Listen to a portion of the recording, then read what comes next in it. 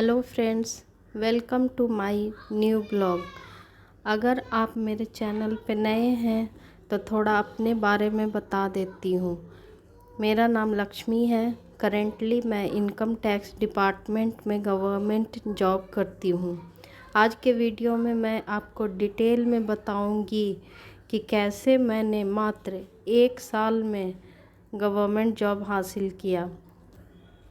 Friends, जब मेरी शादी हुई, मैं ससुराल आई, तब शुरू में तो परिवार और समाज के लोग मेरे साथ अच्छे से बिहेव करते थे। सब अच्छा ही कहते थे।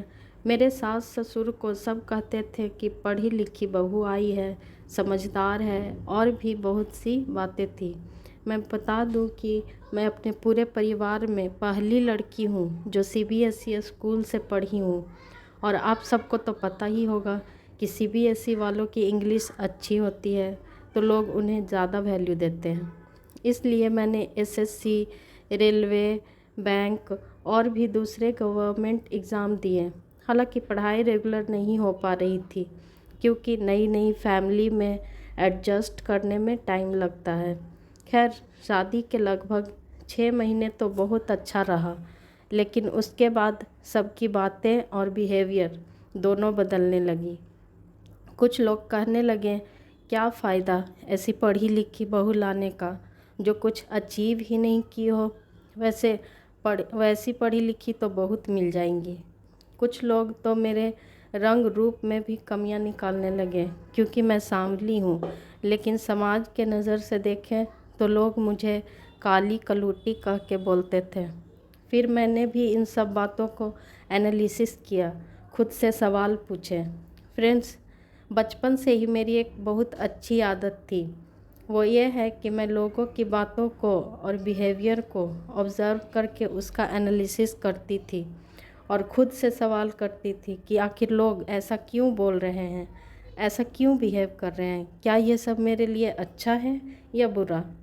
जब मुझे लगता है कि मेरे लिए अच्छा है तब मैं उस चीज़ को एक्सेप्ट कर लेती हूँ, और अगर मुझे लगता है उन सब की बातें मेरे काम की नहीं है, फालतू है, तो मैं चुपचाप उस बात को इग्नोर कर देती हूँ। सच बोलूँ फ्रेंड्स, मेरी एनालिसिस करने की आदत मुझे हमेशा लाइफ में सही डिसीजन लेने में मदद किया है। इस आदत की वजह से मैं बहुत छोटी उम्र से ही सही गलत में फ़र्क करना सीख गई। मैं खुद ही अपने आप को मोटिवेट करती थी, गाइड करती थी। आज तक मैंने जो अचीव किया है ना कहीं इस आदत की वजह से ही की हूँ। फ्रेंड्स, लोग जो आपके बारे में बोलते हैं वो ज़रूरी नहीं कि हमेशा सही ही कहते हैं या गलत ही बोले, ये भी ज़रूरी नहीं है। लेकिन आप में इतनी समझ होनी चाहिए कि आपके लिए क्या सही है, ये डिसाइड कर सकें।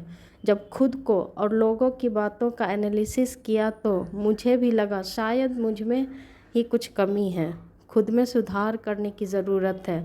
फिर मैंने 1 साल के ब्रेक के बाद फिर से अपना पढ़ाई शुरू किया। मायके में भी मैंने प्रिपरेशन किया था शादी से पहले।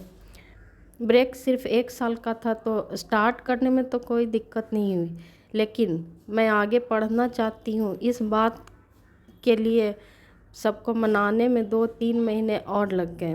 खैर, किसी तरह सास ससुर को मनाया। फ्रेंड्स, समाज के लोग यहाँ पे भी बहुत सी बातें बोली, जैसे कि कुछ लोग बोलते थे कि काम से बचने और सास ससुर की सेवा करने के चलते पढ़ाई का नाटक कर रही है, शादी के बाद भला पढ़ाई होता है क्या, और भी बहुत कुछ कहा।